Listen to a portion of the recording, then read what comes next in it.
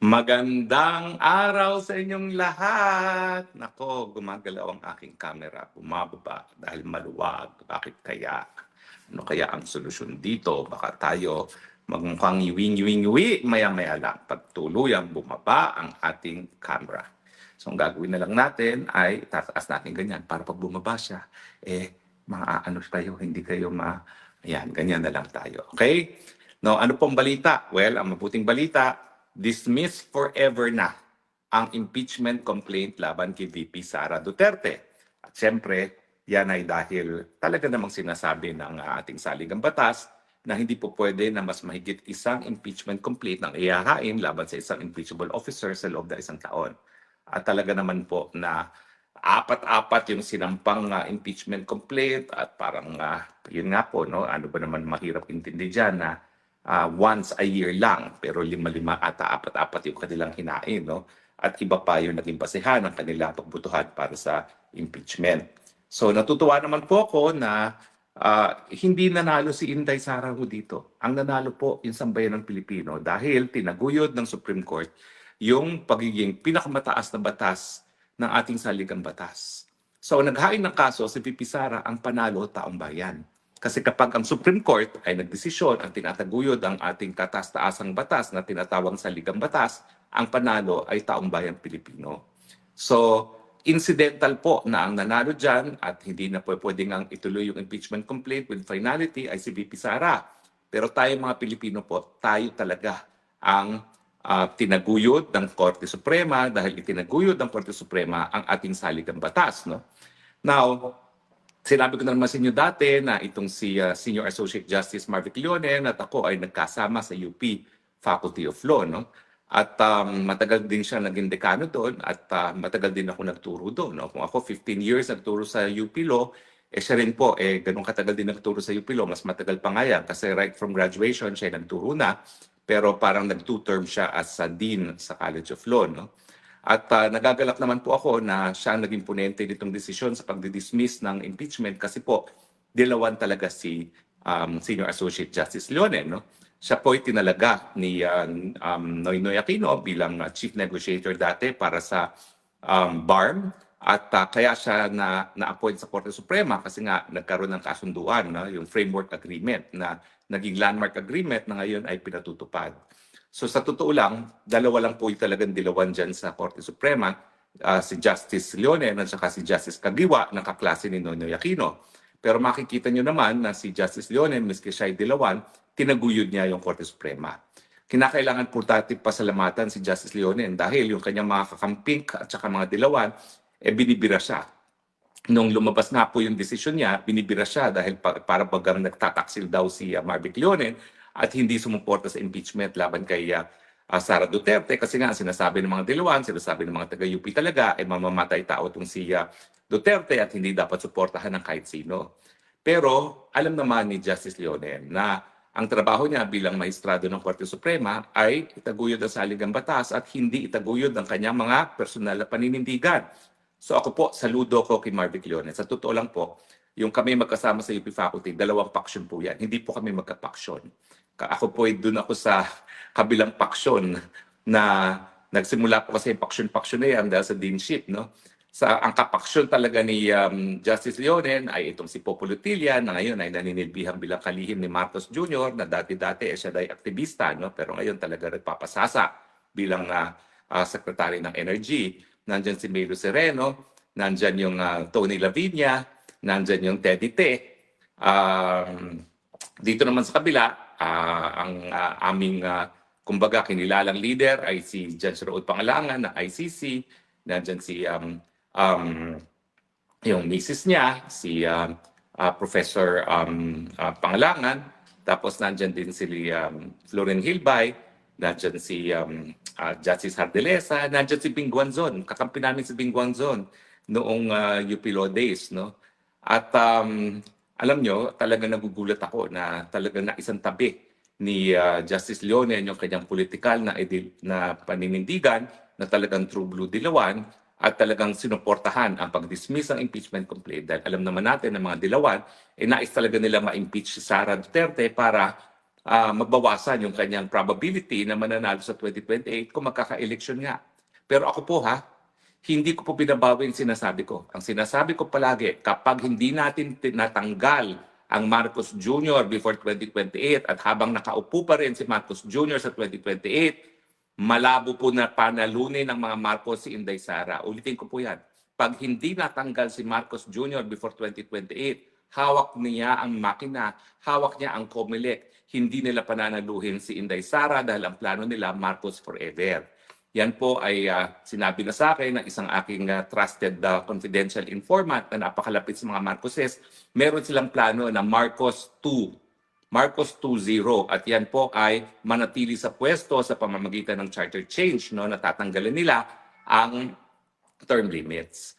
At alam niyo ba na yung initiative para baguhin ang saligang batas, isasabay daw nila yan para daw mapanagot yung mga responsable sa mga flood scam at infrastructure scam, no? Pero ang totoong dahilan nila ay para nga ma-prevent ang pagiging presidente ni Sara Duterte. So talagang Pilipinas, kinakailangan, gumising na kayo, kinakailangan mag-people power, tanggalin si Marcos dahil habang nandiyan po si Marcos, hindi niya papayagan ang Duterte na mag-take over. In fact, at sabi sa akin na kaparehong informante ko, unlike Inday Sara, ang bilin ni Marcos Jr. ay kung may mangyari sa kanya, siguraduhin hindi magiging presidente si Inday Sara Duterte at hindi po pwedeng mangyari yan. Ibig sabihin, meron na siyang utos na gurgurin si Inday Sara kung may mangyari sa kanya at hindi niya matapos ang kanyang termino. Miski bawian siya ng buhay ng Panginoon na walang gumagalaw sa kanya, ang bili ni Marcos Jr., gurgurin si Inday Sara dahil hindi po pwede na maging presidente ang isang Duterte muli. So, wag na kayong managinip, mga dilawan at mga pulahan na sa eleksyon ay sa eleksyon ay mananalo kung sino ang gusto ng taong bayan. Ang mananalo talaga dyan Marcos at kung sino susuportahan ni Marcos. Kasi nga, maski siya'y bawian ng buhay ngayon na wala namang gumagalaw sa kanya, ang bilin talaga niya, in place na po yan. Gurgurin si Inday Sara para hindi maging presidente. So sa tingin nyo ba pananalunin ng Marcos habang nandyan siya ang Inday Sara Duterte sa 2028? Binabaluktot po itong sinasabi ko ng aking mga kalaban. Sinasabi nila, bumibitaw na po ako kay Inday Sara. Alam naman ni Inday Sara yan. Alam niya na magkakapatid na Duterte. Na talagang ang plano ng mga Marcos ay forever. Kaya nga po, itong impeachment, importanteng na-dismiss dahil ito po ay kabahagi ng kanilang script na kapag natanggal ngayon si Inday Sara, syempre, mas mababa ang likelihood na siya ay ma-elect kung meron bang eleksyon. At kung matuloy nga yung eleksyon na yan, hawak ni Marcos ang makina, hawak ni Marcos ang COMELEC, sigurado po yan. Talagang hindi nila igagalang ang mandato ng taong bayan. May mga nagsasabi, di gagawin natin yung nangyari kay Marcos Jr. na yan ang naging meet siya, kaya natanggal si Marcos Jr. Sa akin naman, bakit pa aantayin na magkaroon ng isang eleksyon na talagang hindi susundin ang mandato ng taong bayan? Ngayon naman, may pagkakataon na tayo dahil talaga namang ayon sa saligang batas, ang people power, ang pinagbabawal ay yung madugong pamamaraan para matanggal ang isang nakaupo sa pwesto. Pero ang mapayapang mga pamamaraan, yan po'y kinikilala ng ating saligang batas kasi kabahagi yan ng ating kasaysayan. At yan nga ang dahilan kung bakit meron tayong Freedom Constitution na 1987 Constitution na itinaguyod ngayon ng ating Korte Suprema. So, importante po yan. Kaya nga lang, bagamat lumabas na po yung desisyon na permanenteng dismiss na ang impeachment at dahil dito, malungkot ng malungkot si Tito Sen na hindi rin niya po pwedeng forthwith talakayin ng impeachment dahil ayan na yung desisyon. Naalala nyo, yung mga Tito Soto, mga Ping Lacson, sinasabi nila na tutol sila sa archiving ng impeachment ni Inday Sara kasi wala pang desisyon sa motion for reconsideration. Ayan, may desisyon na po. Siguro naman, wala na silang kaduda-duda na patay na ang impeachment complaint kay Inday Sara Duterte. Ang masamang balita, pagdating ng February 6 po, pwede na naman sila magsampa ng panibagong impeachment complaint. At sa tingin ko po, walang kaduda-duda na sa Kamara de Representante, gagabitin na naman nila yung pera nating mga taong bayan para bilhin ang boto para ma-impeach na naman si Inday Sara Duterte. At alam naman natin na hindi naman kinakailangan ng absolute majority dyan. No? Kakaunti lang, po pwede na talagang ma-impeach ang Inday Sara Duterte. Ang issue na lang dyan, talagang ang mga senador ba ay talagang maninindigan o sila ba ay magpapatakot? Kasi alam nyo, yung kaso na sinampan nila kay Revilla, yung kaso na isasampan nila kay Villanueva, kaso na isasampan nila kay Chis Escudero, yan sa tingin ko ay para takutin ng mga senador na kapag hindi kayo sumuporta dito sa Malacanang, sa kagustuhan nilang mapatanggal sa pwesto si BP Sara, kayo'y tatanggalin din at ipakukulong. In other words, yung kaso kay Revilla, kaso sa mga ibang senador, yan ay talagang, kumbaga, blackmail ng Malacanang na pag hindi kayo sumuporta sa kagustuhan namin na mapatanggal si Inday Sara, kayong makakasuhan. At syempre, importante sa kanila na mapatanggal si Inday Sara dahil ang pangako ka ni Ombudsman Remulla, pakukulong niya si Inday Sara Duterte. At sang-ayon sa ating saligang batas na walang kaduda-duda na itataguyod muli ng Korte Suprema, hindi po pwedeng kasuhan ng kasong kriminal na may parusang pagtatanggal sa pwesto ang isang impeachable officer hanggang hindi siya natatanggal sa pwesto. Kaya importante sa script ng mga Marcoses na matanggal si Inday Sara Duterte sa isang impeachment trial para sa ganon, siya ay mapakulong na, magkaroon ng disqualification from office at hindi makatakbo para presidente. Kaya kinakailangan meron din tayong plan B. At ang plan B naman, kapag sila ay nagtagumpay, nandiyan naman yung either baste or pulong. No? Pero sa tingin ko, ang kabataan, masusuportahan si Baste kasi idol na kabataan si Baste. So yan lang akala nila. Pag akala nila, na-disqualify nila si Inday Sara, napakulong nila, akala nila tapos na ang Duterte, hindi. Nandyan pa ang Baste, nandyan pa ang pulong. At kung sino man, ang susuportahan ng mga Duterte. Sigurado po ako, kahit sino yan, kahit hindi kakilala ng taong bayan, kapag pinatanggal nila si Sara Duterte at pinakulong gaya ng pagkapakulong kay Tatay Digong, ay naku po, kahit sinong suportahan ng Duterte, yan ang mananalo sa eleksyon. Assuming, talagang kikilalanin ng mga Marcoses ang resulta ng eleksyon. Pero yun nga po, dahil ang gusto nila ay Marcos forever, mukhang hindi nila kikilalanin kahit sinong manalo na hindi Marcos mismo or na-endurso ng mga Marcoses. Maiba naman po tayo, no? Ayan na po. Dahil doon sa pag-iinsulto ni Tariela sa pagkatao ng presidente ng China, si President Xi, nagkaroon na po ng talagang sigawan sa panig ng mga senador ng mga Pilipino at ng Chinese Foreign Ministry. Alam po, nalulungkot po ako dito kasi wala namang kwalipikado dyan sa Senado na para makipagbalitaktakan sa larangan ng foreign relations at international law. Karamihan naman na nagsasalita dyan, walang alam sa international law. Kaya nga, dakdak sila ng dakdak, palayasin ng mga Chino, piyaan silang umalis, isarado ang kanilang embahada na hindi nila alam kung bakit sa larangan ng international law, anong importansya ng pagkakaroon ng isang embahada. Nagsalita na po ang mga Chino, hindi sila papayag na ang isang kasama nila ay mapaalis dahil na-deklarang persona non grata, dahil aalis silang lahat at isasarado ang embahada. Pero sa larangan ng international law, ano bang importansya ng pagkakaroon ng embahada? Ano importansya na meron tayong ambassador na galing sa isang bansa na nagpadala sa kanya, no, sa ating republika? Well, sa mulat-mula po, ito naman ay sa panahon pa ng mga Greco at mga Roman, yung mga Romans and Greeks, yung mga ancient states pa.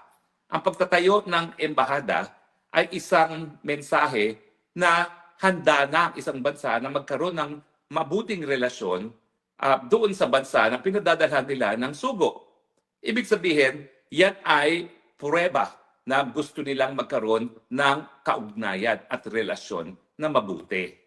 Yan pong pagkakaroon ng embahada, yan ay tutulong para magkaroon ng mabuting relasyon at yan din ang magiging instrumento kung paano nga makikisama ang dalawang bansa. Hindi po yan Pilipinas lang ang nagsimula niyan. Mga ancient Greeks pa at mga Roman states, ganyan na po talaga ang purpose ng embahada. Kapag nagsarado po sila, ibig sabihin yan, ayaw nila magkaroon ng kahit anong relasyon sa bansang yan. At ano magiging implikasyon? Well, unang-una po huwag natin kakalimutan ng ating mga mamamayan na nagtatrabaho sa Hong Kong at sa Beijing, ang unang-unang magiging biktima kapag nawala po ng diplomatic relations ang Pilipinas at ang China. Lahat po ng mga nagtatrabaho sa Hong Kong at sa tingin ko mahigit 1 milyon na yan, documented and undocumented, ay mawawala ng hanap buhay. O Risa Ontiveros, Erich, meron ka bang trabahong maibibigay doon sa mga Pilipinong mawawala ng trabaho? Ay kung meron, sige, magdaktak ng daktak pa kayo. O Tariela, ikaw ba? Makapagbibigay ka ba ng trabaho dyan sa mga mawawalan ng trabaho pag nawala ng embahada at nawala ng diplomatic relations sa panig ng Pilipinas at China? Sige, magdadaktak pa kayo kung kayo makakabigay ng ganyang trabaho. Pero siyempre, mas matindi pa ang magiging implikasyon niyan dahil kapag wala ng embahada at wala na tayong relasyon sa China, saan na natin kukunin yung mga inaangkat natin? Samantalang ang China ang pinakamalaking pinag-aangkatan natin ng ating mga pang-araw-araw na pangangailangan. O Tariela, o Tibarius, Erich, kayo ba ay makapagbibigay ng mga kalakal na inaangkat natin sa China kapag nawalan na ng diplomatic relations ang China at ang Pilipinas? At siyempre, hindi tayo masyado nasasaktan dahil ngayon, samantalang 10 milyong mga Chinong bumibisit sa Thailand dahil mabuting relasyon nila at parang mas marami pa ngayon, parang 12 million na ngayon ang bumisita sa Malaysia at sa Indonesia ay hindi naman bababa sa 8 million, tayo wala. Wala pa 1 milyon ang galing sa China. So, hindi masakit sa turismo kasi wala namang pakialam itong Bangag administration na hindi tayo kumikita sa turismo dahil sa mga Chino na nagtuturista. Wala silang pakialam kasi wala naman silang pakialam kung ang mga Pilipino ay nagugutom at hindi nila binibigyan ng importansya na ang turismo ay po pwede magbigay ng hanap buhay sa mga Pilipino. Pero yan po ang mawawala sa atin. Trabaho, sa natin kukunin mga inaangkat nating mga bagay-bagay, at siyempre turismo, at yung kakaunting mga kapital na nadadala ng China sa atin. So, Antivirus, Tariela, at saka Erich, dahil kayong pasimuno sa katarantaduhang ito, na talagang gusto nyong sirain ang mabuting relasyon ng Pilipinas at saka ng China, kayong magbigay dito ngayon. Trabaho, kalakal, at siyempre, turismo. Tingnan natin kung saan nyo kukunin yan. Kasi dakay ng dakdak. E di, pag kayo nagdadakdak dahil kayo yung nagpapabida, kayo ngayon ang humanap ng solusyon pag nawala na ang diplomatic relation sa panig ng Pilipinas at ng China. Alam nyo, hindi ko naman sinasabi na ang mga halal na opisyales ay hindi pwedeng magsalita sa larangan ng foreign affairs. Pero nakasaad din sa ating saligang batas na ang presidente ang executive sa pamamagitan ng Department of Foreign Affairs, ang chief architect of foreign affairs. Ang papel talaga ng Senado ay kung merong kinakailangan na kasunduan para maging batas ang kasunduan na yan ay isusumite sa Senado. At saka siyempre, meron silang oversight sa pamamagitan ng confirmation ng mga diplomatic agents natin na karapat-dapat yung mga tatayong sugo natin. Pero sa larangan ng foreign affairs, malinaw po yan. Yan ay sole prerogative. Hindi naman sole prerogative, but the President is the chief architect of foreign relations. Miski si Bangag, babangag-bangag, tingin ko naman, hindi rin niya nananaisin na magsarado ang embahada ng China. Bakit? Kasi tatay nga niya ang nagsimula muli ng relasyon sa panig ng Pilipinas at ng China. Bakit naman niya isasara yan? Isa yan sa pinagmamalaki niya. Sa katunayan, kaya naging pogo lawyer itong si Liza Araneta Marcos, lahat ng Chinong mga kumpanya na nagpupunta sa Pilipinas, at least bago niya awayin ang China, ay sa kanya nagpupunta. Kaya nga lahat ng pogo na nag-incorporate, na alam ko sinasabi talaga na ang pinupuntahan nila ang office ni Liza Araneta Marcos kasi nga tinatanaw ng utang na loob ng mga Chino kay Marcos Sr. yung pagbubukas muli ng relasyon sa panig ng Pilipinas at ng China. Sa tingin ko naman kahit sa ibang-bangag, hindi naman niya kakalimutan yung legacy na ginawa ng ama niya na gaya ni Nixon, yung tatay niya nagsimula ng relasyon sa panig ng Pilipinas at ng China. Di ba? Alias talagang wala na talaga siyang grasp of reality at talagang completely out of it na siya. So sa tingin ko, dapat naman kung sila ay tunay na mga supporters ng ehekutibo, at least pagdating sa larangan ng foreign affairs, hayaan na nila na DFA ang makipag-conduct ng ating relasyon. Talaga namang hindi tayo magbibigay ng kahit anong teritoryo. Pero sa katagal-tagal ng nakabinbin ang problemang yan, hindi naman naging hadlang yan sa mga panahon na nakalipas para tayo magkaroon ng normal na relasyon. In fact, sa panahon ni Duterte, bagamat hindi siya nag-surrender ng kahit anong teritoryo na nangyari sa panahon ni Aquino at nang wala sa atin ang Scarborough Shoal, talagang nagtaguyod ng mabuting relasyon si Duterte na nagbunga naman sa pagdating ng mga turistang Chino, sa mga proyektong binigay ng China sa atin, kasama na yung tulay sa Davao na inaangkin ngayon ni Marcos Jr. at saka sa pangangalakal at pangangapital ng mga Chino dito. So napatunayan natin na yung ating hidwaan sa teritoryo, hindi lang yan ang dapat pag-usapan pagdating sa relasyon ng Pilipinas at ng China. Ang importante, tayo magkapit-bahay sa mulat mula. Wala naman tayong hidwaan sa panig ng China at ng Pilipinas. At tayo bilang mga Pilipino, alam natin yung kasabihan. Makipag-away ka na sa kamag-anak, wag lang sa kapitbahay. At China, being our kapitbahay, dapat tayo ay nagkakaroon ng mabuting relasyon, lalong-lalo na ang China ngayon ang lumalabas na pinakamalakas, pinakamakapangyarihan at pinakamayambang bansa sa buong daigdig. Bakit kaya itong si Erich, si Ontiveros, si Tariela, ayaw makinabang ang mga Pilipino sa kayamanan ng China? Dahil ba kapag Pilipino ay mahirap, nabobola nila, nabibili nila ang boto, kaya ayaw nilang tumaas ang antas ng kabuhayan ng mga Pilipino? Wag naman po. Dapat ang sumatotal ng ating panlabas na relasyon ay mas maraming pagkain sa pagkainan ng Pilipino at yan ay makakamit lamang kung mas pabubutihin natin ang relasyon natin sa pinakamalakas at pinakamayamang bansa ngayon sa daigdig. Yan ay bansang China, ayaw man nating aminin or hindi.